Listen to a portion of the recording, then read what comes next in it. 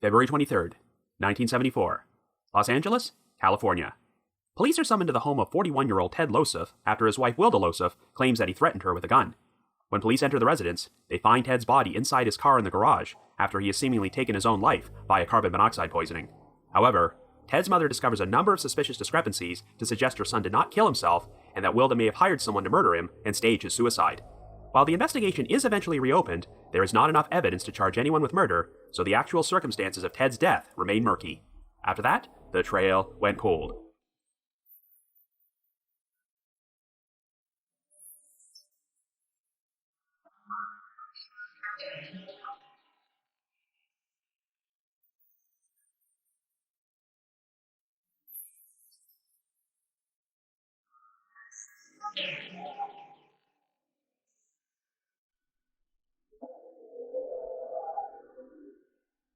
Hello everyone, and welcome to our latest episode of The Trail Went Cold. I'm your host Robin Warder, and this week we're going to be covering a controversial case from Unsolved Mysteries, which was ruled to be a suicide, the 1974 unexplained death of Ted Losef. As I'm sure you're well aware, Unsolved Mysteries featured their fair share of stories about victims who died under suspicious circumstances, and while the authorities believed their death was a suicide, the victims' loved ones were certain that they were murdered. The story of Ted Losef is unique in that it initially seemed pretty obvious that he took his own life, as he was found inside a running car in his garage, and a suicide note he had seemingly written was in the house. In fact, the authorities were so certain that no foul play had taken place that they never even bothered to perform an autopsy. At the time of his death, Ted seemed to be on the verge of ending a tumultuous marriage with his estranged wife, Wilda, but as the years went on, Ted's mother would uncover evidence to suggest her son was murdered, and that Wilda orchestrated the whole thing. Now, since Wilda had a pretty airtight alibi during the time Ted died, there's no way she could have killed him herself. So the prevalent theory is that she hired someone to murder Ted and stage the suicide scene. This is one of the rare suicide cases from Unsolved Mysteries in which the authorities agreed to reopen the investigation, but in the end, they lacked the evidence to conclusively prove that a murder had taken place or charge anyone with a crime. While there is definitely a compelling case to support the foul play theory here, there are certain details which don't make a lot of sense and make you wonder if suicide may have actually taken place after all, so we're going to explore both sides on today's episode. However, before we get started, just a quick reminder that The Trail Went Cold is a weekly podcast, which is currently available for download on several platforms, including Apple Podcasts, Stitcher, Google Podcasts, and Spotify. So if you like this podcast, be sure to subscribe to it, and please leave us a rating or review on any of those sites to help spread the word and garner us more exposure. The Trail Went Cold is on Patreon, so if you would like to learn how to support the show, please visit our page at patreon.com/thetrailwentcold. For as little as $1 a month, you can garner access to exclusive rewards, which may include stickers and thank you cards, early access to episodes, and bonus content. So with all that out of the way, let us now explore the death of Ted Losef.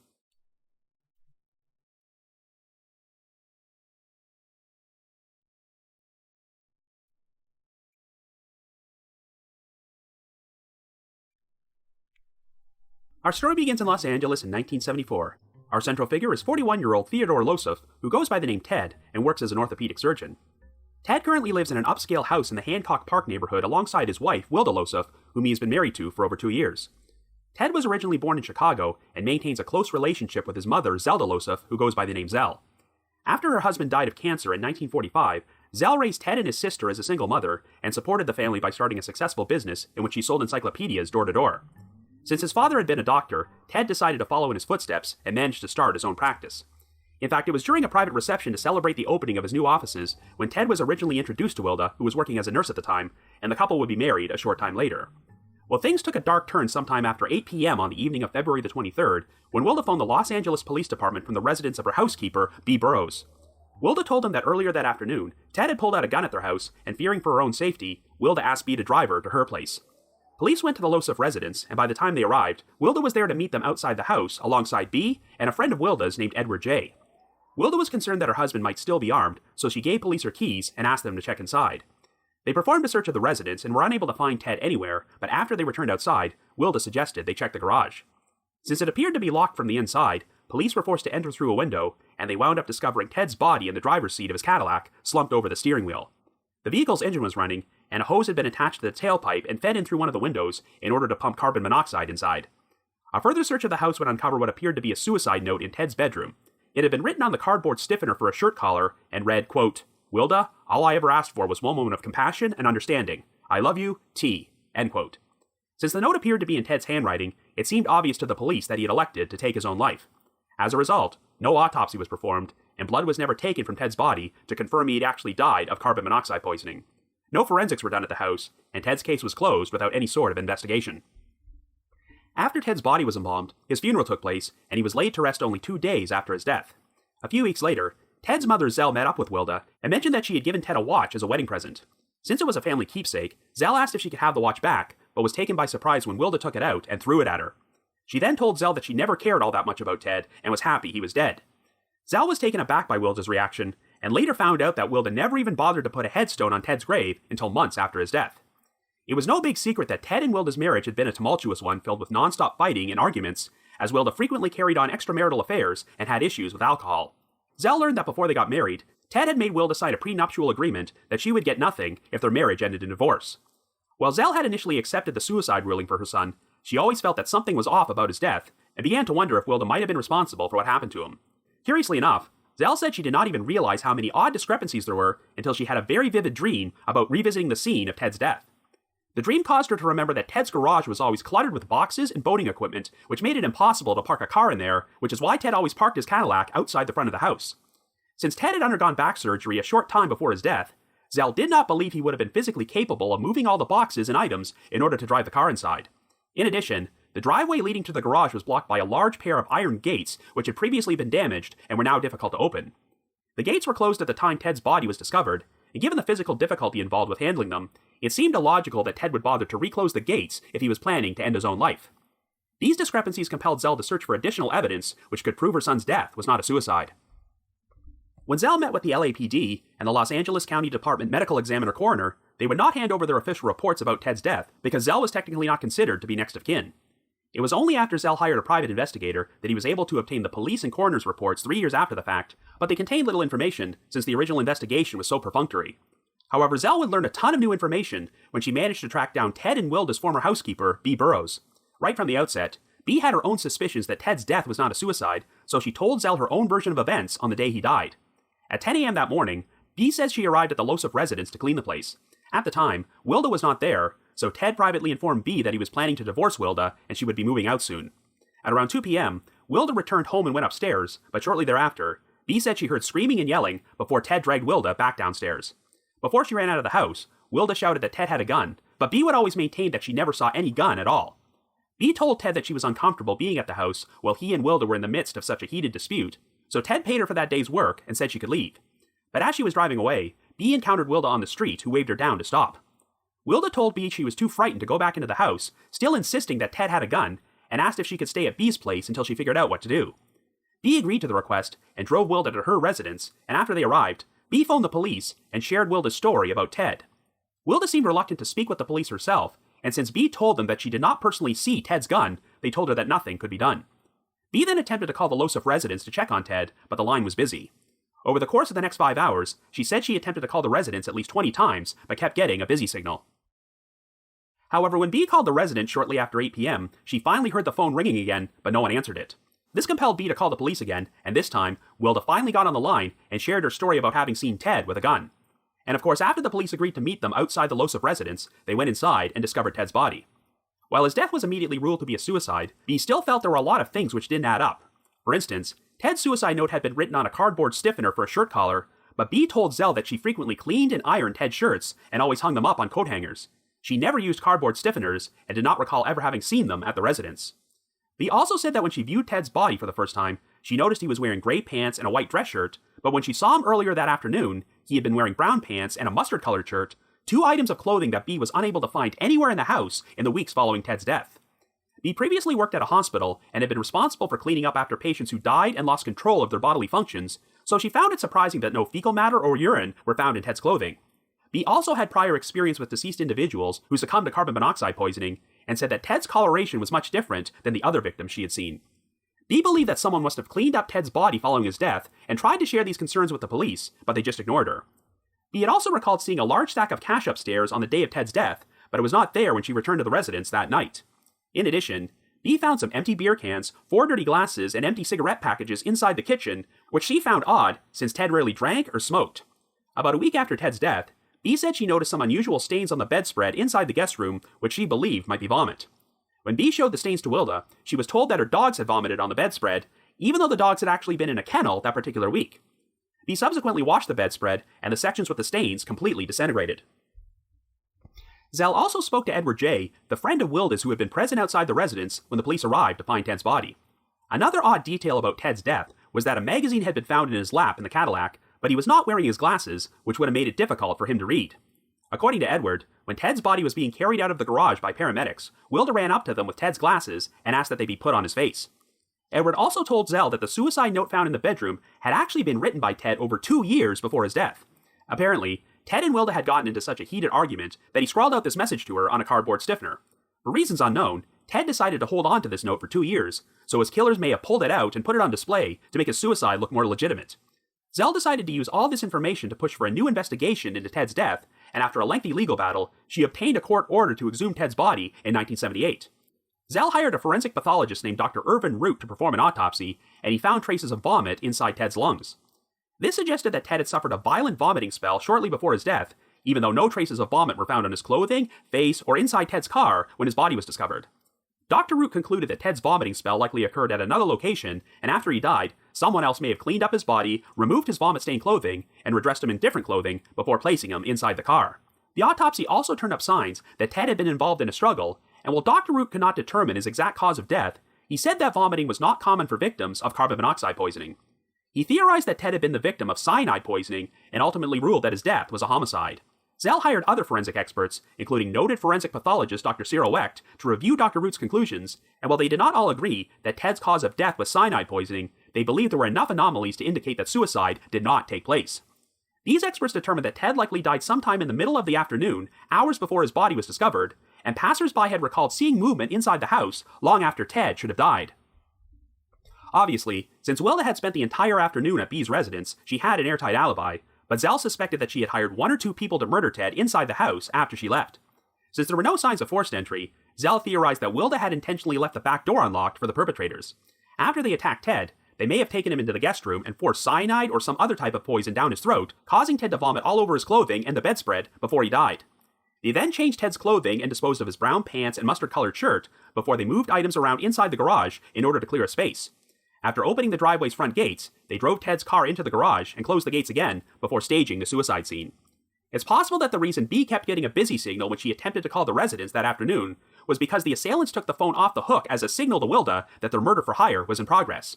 When B called the house that evening and the phone started ringing again, this was because the perpetrators had put the receiver back on the hook as a signal to Wilda that the job was completed. This is why Wilda then felt compelled to call the police so that they could discover Ted's body. Zell spent years conducting her own independent investigation in which she interviewed more than 100 potential witnesses and hired 6 private investigators, 5 attorneys, 4 forensic pathologists, and a handwriting expert, which all wound up costing her more than $100,000. On the basis of the new evidence she uncovered, the Los Angeles County Coroner's Office agreed to reopen the case and ordered a new inquest, which would take place in March of 1982, and contained sworn testimony from a number of witnesses, including B. Burroughs and Edward J. In the end, the coroner's jury concluded that Ted's death was likely a homicide, though they did not believe it was the result of cyanide poisoning, instead ruling that he died of, quote-unquote, acute carbon monoxide intoxication at the hands of another. In spite of this, when the coroner's chief of forensic medicine decided to perform his own review of the case, he believed that the findings still indicated suicide. In November of 1983, the Los Angeles County District Attorney's Office agreed to open their own investigation, which wound up lasting 8 months, but their biggest obstacle was that they never got the opportunity to interview Wilda, who passed away on May the 1st of that year. Wilda had since gotten remarried and moved out of California, but she succumbed to a fatal overdose of drugs and alcohol. Since Zell continued to believe that Wilda had hired others to murder Ted, she hoped that someone else could be brought to justice. She suspected that the killers may have been friends of Wilda's, since they apparently favored the brands of the empty beer cans and cigarette packages B had found in the kitchen. However, the district attorney's office failed to uncover any evidence which would have allowed them to file charges against another suspect, so there wasn't much they could do. Zell would not let her advanced age stop her from seeking answers, and in October of 1993, when she was 85 years old, she agreed to be interviewed when Unsolved Mysteries featured a segment about Ted's case in one of their episodes. Every year on the anniversary of Ted's death, Zell had memorials published for him in the Los Angeles Times, but even though she would live until the age of 101, she never did receive any conclusive answers and passed away in May of 2010. After nearly 50 years, the full truth about what actually happened to Ted Lossoff remains unknown. So I guess you could say, the trail went cold.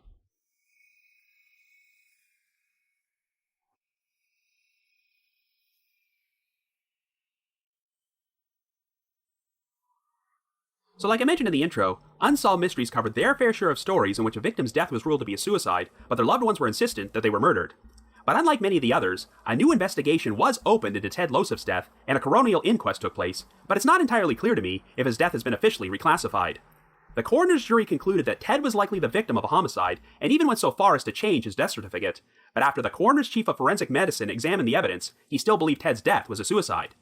Unlike many of the other suspicious suicide segments presented on Unsolved Mysteries, you can't really fault the authorities that much for initially believing that Ted took his own life, because on the surface, the evidence seemed pretty cut and dried.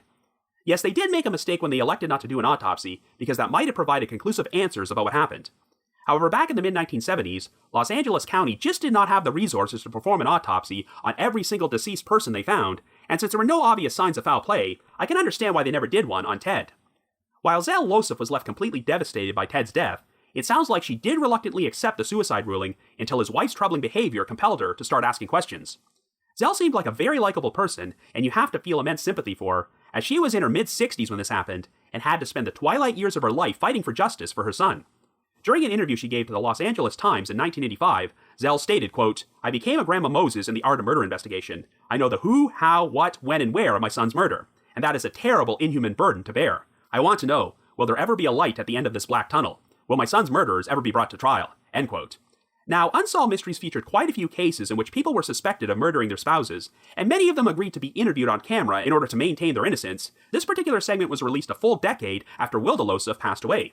Don't get me wrong, there are a lot of things about this case which make Wilda look suspicious, but we technically only received Zell's side of the story, and Wilda never got the chance to defend herself and refute any of the allegations against her. Of course, if Ted was murdered, we know it would have been impossible for Wilda to have killed him herself, but Zell was certain that Wilda had hired one or more individuals to do the job for her. So even though Wilda was deceased, Zell still believed there were others out there getting away with murder.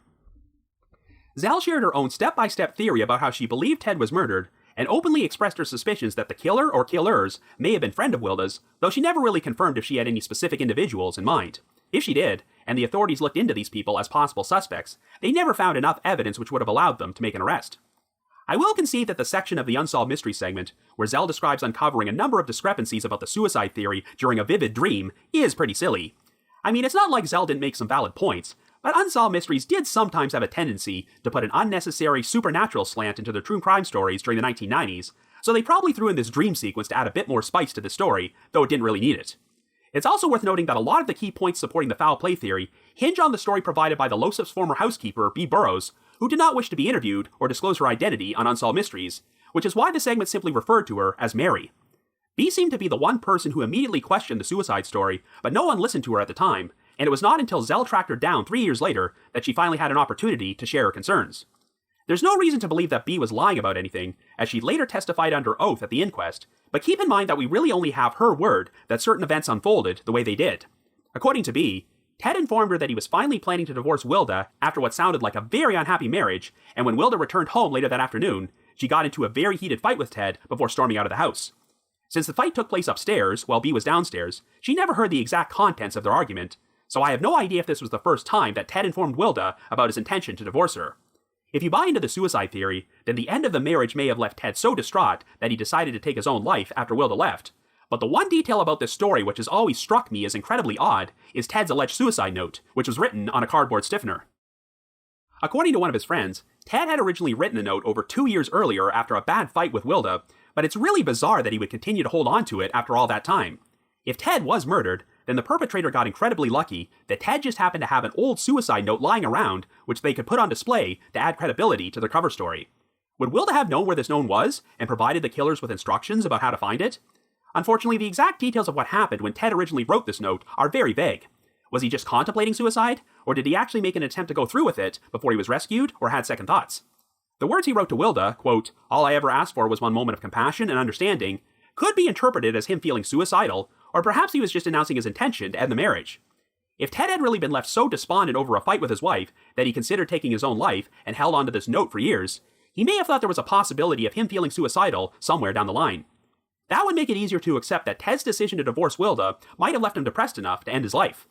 However, in order to buy into this theory, you have to come up with a logical explanation to account for all the suspicious discrepancies surrounding Ted's death. The detail about a bunch of empty beer cans, empty glasses, and cigarette packages being found in the kitchen is another thing which baffles me. B was certain that these items were not there when she left the house that afternoon, but even though Ted apparently rarely drank or smoked, I could see someone who's feeling suicidal deciding to get intoxicated in order to work up the will to go through with it. I mean, the cover photo I used for this episode literally features Ted holding up a cigar, so even if smoking wasn't common practice for him, he'd obviously smoked before. If Ted was murdered, I really don't know why his killers would hang around the house drinking and smoking cigarettes. I guess the only logical explanation is that if they staged the scene in order to give off the false impression that Ted had gotten drunk before he killed himself. But if so, they may have gotten lucky that no forensic investigation was ever performed to check if any fingerprints were on those beer cans, glasses, and cigarette packages. And of course, since no autopsy or toxicology tests were done, we have no idea if Ted had any alcohol in his system at the time of his death. If this was suicide, heavy alcohol consumption might explain why Ted had traces of vomit inside his lungs. Theoretically, if Ted vomited on himself, he may have decided to clean himself up and change his clothing before he ended his life, because he didn't want to suffer the indignity of his body being found in such a messy condition. That may seem odd, but you could never really predict what's going on inside a suicidal person's mind. This could account for why Ted was found in different clothing than the brown pants and mustard-colored shirt Bee had last seen him wearing, but the one discrepancy which is hard to explain is why those clothes were never found. Even if Ted vomited all over them and threw them out, you'd think they still would have turned up somewhere inside the house. You might recall the episode I released last year about the Keith Warren case, another suspicious death which was ruled to be suicide. Keith's body had been found hanging from a tree in a noose, but what raised major red flags for his family was when Keith's mother was anonymously sent photographs of the crime scene. They showed Keith dressed in clothes which did not belong to him, and the clothing he had last been seen wearing was never found. When Keith's body was exhumed for a new autopsy, they found toxic chemicals in his system which may have caused him to vomit or defecate on himself. So if Keith was the victim of foul play, and someone intentionally poisoned him, they may have cleaned up his body and dressed him in different clothing before they staged the suicide scene. The same logic does apply to Ted's case, especially when you consider that a vomit stain was discovered on a bedspread inside his guest room, and Wilda tried to blame it on their dogs, even though they would have been in a kennel that week. It's interesting how the forensic pathologists who studied this case have differing opinions about Ted's exact cause of death. Dr. Irving Root believed he was poisoned, possibly with cyanide, whereas the coroner's journey from the inquest concluded that Ted really did die from carbon monoxide poisoning, though they did not think he did it to himself. So I guess it's possible that Ted could have been incapacitated or knocked unconscious, but was still alive when the killers placed him inside his car, fed the hose from the exhaust pipe into the vehicle, and turned on the engine. Carbon monoxide poisoning does take some time, so as stupid as this may sound, perhaps the killers waited things out by drinking some beer and smoking some cigarettes inside the kitchen before they officially confirmed that Ted was dead. But if this is what happened, how did that vomit stain wind up in the guest room? It's also very weird that Ted was found in the vehicle with a magazine on his lap, which was presumably supposed to give off the impression that he was reading while the carbon monoxide filled the garage. But Ted was not wearing his glasses at the time, even though he had been wearing glasses since he was 3 years old and could barely see or read without them. It sounds like it was very uncharacteristic for Ted to not have his glasses on, and one of Wilda's strangest actions was when she gave the glasses to the paramedics and insisted they be placed on Ted's face while his body was being wheeled out. If you believe the staged suicide theory, it's almost like Wilda panicked when she noticed that the killers had removed Ted's glasses and felt that people would find it suspicious if his body was found without them. And here's one aspect of Wilda's story which has never been satisfactorily explained. Did Ted actually pull out a gun during their argument? Even though Wilda repeatedly told people that Ted had one, Bee maintained that she never saw a gun in Ted's hands when Wilda fled the house. Of course, it's possible that Ted simply left it upstairs, but I have not read anything about Ted ever having owned a gun or one being found in the house after his death. I see no indication that it was ever conclusively proven this gun existed, and this brings up an obvious question. If Ted had a gun in his possession and was feeling suicidal, why wouldn't he just shoot himself? Of course, like I said before, you can never really know what's going on inside a suicidal person's mind, and Ted may have chosen carbon monoxide poisoning because he didn't want to leave a big mess behind by using a gun. But if what Zell is saying is true, and Ted was recovering from back surgery, it sounds like it would have been a pretty grueling physical ordeal for him to move around all the boxes and items inside the garage and open the large driveway gates in order to drive his car in there. On the surface, it definitely seems like Wilda fabricated the story about the gun in order to capture the attention of Bee and the police and add credence to her story that Ted was not in a rational state of mind prior to his death. But now that we've explored most of the suspicious discrepancies with the suicide theory, we have to look at things from the opposite perspective. If this was all an elaborate murder plot, and Zell's theory about how all the events unfolded is accurate, it would have required a lot of foresight on Wilda's part. One of the most important parts of Wilda's plan would be for Bee to provide her with an alibi during the entire time period Ted was murdered, but how could Wilda have predicted things would unfold this way? This whole chain of events was set in motion when Wilda stormed out of the house after a heated fight with Ted, and when Bee told Ted that she didn't feel comfortable being there while all this was going on, he agreed to pay Bee for her work and let her leave for the day. It was while Bee was driving away when Wilda asked if she could lay low at her house, but again, how could Wilda have known that Bee would leave at this time and agree to give her a ride? What was Wilda's alternate plan if Bee said no? B confirmed that Ted had told her he was planning to divorce Wilda, and since they had signed a prenuptial agreement that Wilda would get nothing in the divorce, this definitely gave her a motive. But when would Wilda have gotten the opportunity to orchestrate this murder-for-hire plot and set it in motion? When Ted and Wilda had their heated argument upstairs before Wilda left the house, we don't know if this was when Ted first informed Wilda about his intention to divorce her, or if he had already done so on a previous occasion. If Wilda had made arrangements with someone to murder Ted while she was away from the house, how did she contact them to let them know when to do this? Remember, this was back in 1974, so it's not like Wilda could just call or text someone from her cell phone, and I'm not sure if she would have been able to make any phone calls from B's house without her noticing. If this was a murder for hire, the only explanation is that Wilda had organized it ahead of time, and these killers were watching the house when Wilda and B left, which is how they knew Ted would be alone. Even so, there were an awful lot of things which had to go right for this murder plot to work, and as someone with known substance abuse issues, would Wilda have been capable of planning things out so perfectly? When you break it down, Wilda's plan comes across like one of those elaborate plots you see in the movies, where the mastermind practically has to be a psychic and accurately predict what the other characters will do in order for the whole thing to work. It's also odd that after they arrived at B's house, B called the police to let them know what was going on at the Losif residence, but they decided not to go there, since B could not confirm having seen Ted with a gun. Now, if Wilda had gotten on the line herself and told them about seeing the gun, this might have changed their minds, but it seems awfully risky that Wilda even allowed B to call the police to begin with. What if they had decided to head over to the house during the time period when these hired killers were in the midst of murdering Ted? All that being said, I do think Zell's theory about the killer taking the phone off the hook and placing it back on the receiver as a signal to Wilda that the job was completed does sound logical. After an entire afternoon of busy signals, it was only after the phone started ringing again when Wilda finally decided to speak with the police about what happened and compelled them to visit the residence. B reported that she kept getting busy signals for about 5 hours, and given the amount of time that cleaning up the evidence and staging the suicide scene would have required, I can believe that Ted's killers were at the house for such a lengthy amount of time.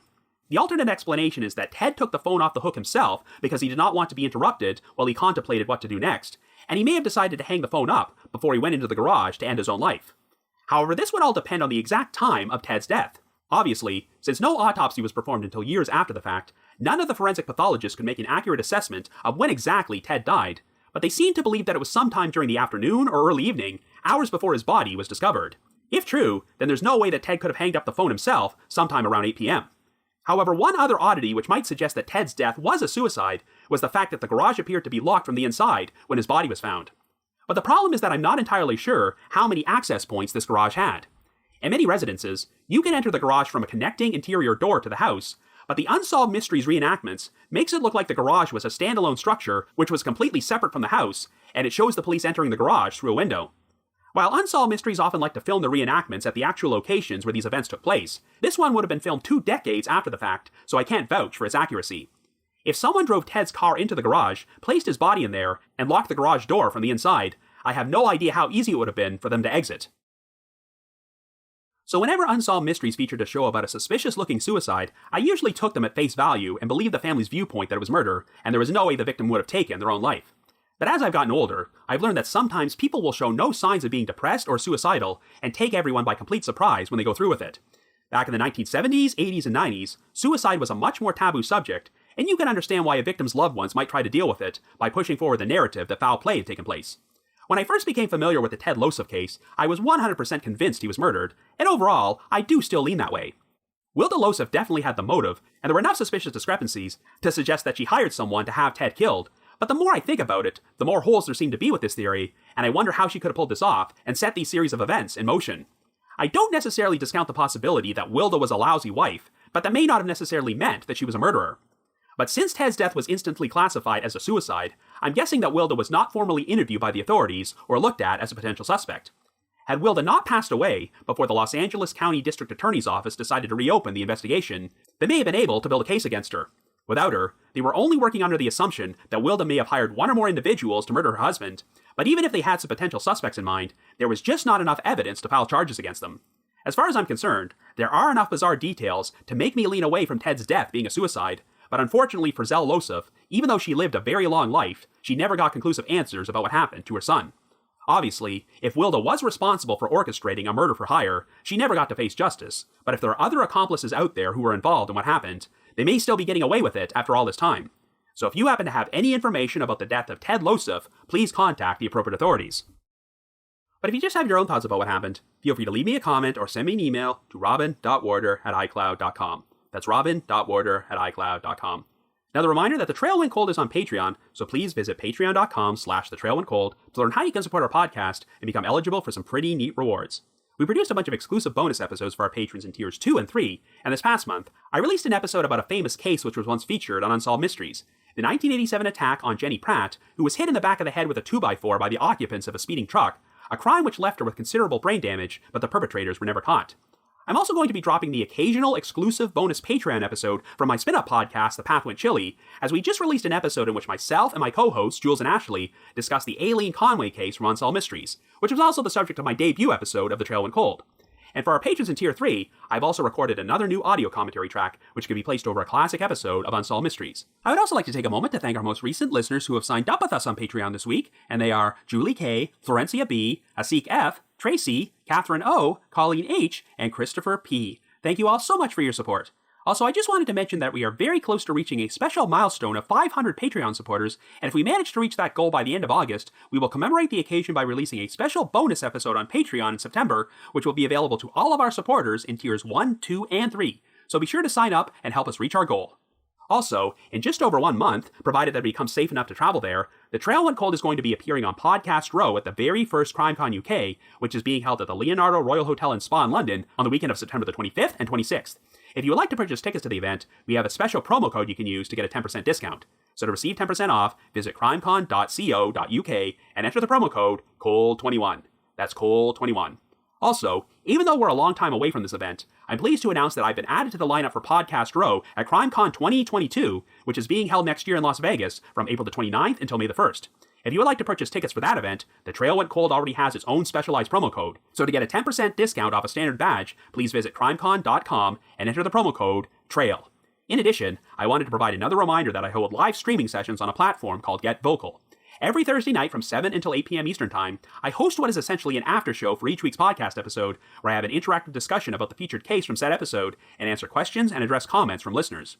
I always include a link to these sessions in our show notes, so be sure to check there for more information or visit getvocal.com. That's GETVOKL.com. I just wanted to give another shout out to my supporters at the Unsolved Mysteries message board at the Sitcoms Online forum and the Unresolved Mysteries subreddit. I need to provide a big thanks to McGill Foot, who edits and assembles this podcast together for me, and Vince Nitro, who composes the ear music you hear on every episode. If you haven't already, you can like us on Facebook, follow us on Twitter, or leave us a rating or review on Apple Podcasts, Stitcher, Google Podcasts, or Spotify. So have yourself a good week and join us next Wednesday for another brand new episode of The Trail Went Cold.